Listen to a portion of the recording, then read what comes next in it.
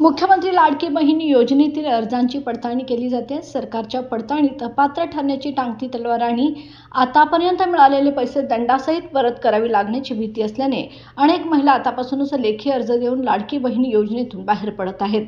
आतापर्यंत 4000 महिलांनी माघार घेतली। आता याबाबत महिला व बालकल्याण मंत्री अदिती तटकरे यांनी मोठा खुलासा केलाय। राज्यातून 2,63,00,000 महिलांनी या योजनेसाठी अर्ज केले होते। 2,47,00,000 महिला पात्र ठरल्या। ज्यांच्याकडे वाहने आहेत, उत्पन्न मर्यादा जास्त आहे, इतर योजनांचा लाभ घेणाऱ्या लाडक्या बहिणींनी लाभ परत केलाय। पात्र लाभाच्या पलीकडे रक्कम आल्यास बहिणींनी ते परत करावे अशी विनंती केली आहे। नियमबाह्य पद्धतीने अर्ज दाखल करणाऱ्या बहिणींचे पैसे परत घेतले जाणार आहेत। अर्ज पडताळणीमध्ये आम्हाला बोगस अर्जाबाबत माहिती मिळेल। पिवळे व केशरी धारक लाभार्थ्यांची पडताळणी होणार नाही। इतर योजनांचा लाभ घेणाऱ्यांची पडताळणी केली जाणार असल्याची माहिती देखील मिळाली आहे।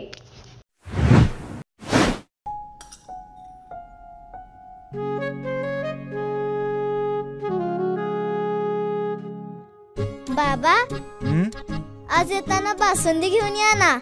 अगं, कालच आपण आईचा वाढदिवस होता म्हणून आणली होती ना।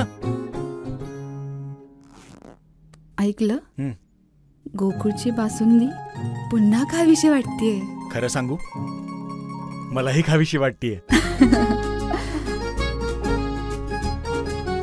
पुन्हा पुन्हा खावीशी वाटणारी गोकुळ बासुंदी।